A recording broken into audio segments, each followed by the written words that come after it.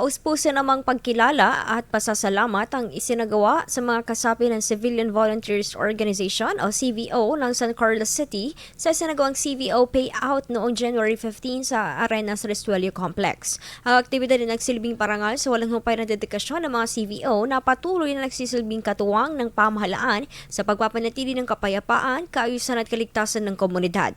Sa kanilang voluntaryong paglilingkod, nagiging mas matatag ang ugnay ng pamahalaan at ng mamamayan sa pagtataguyod ng isang ligtas at maayos na lungsod. Dumalo sa nasabing pagtitipon ang gobernador at vice-gobernador at iba pang opisyal sa lokal at panlalawigang pamahalaan na nagpaabot ng mensahe ng suporta at pagpupugay sa mahalagang papel ng mga CVO.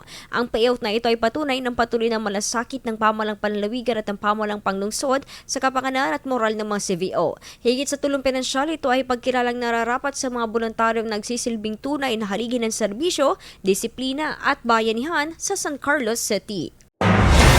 IFM News. IFM News.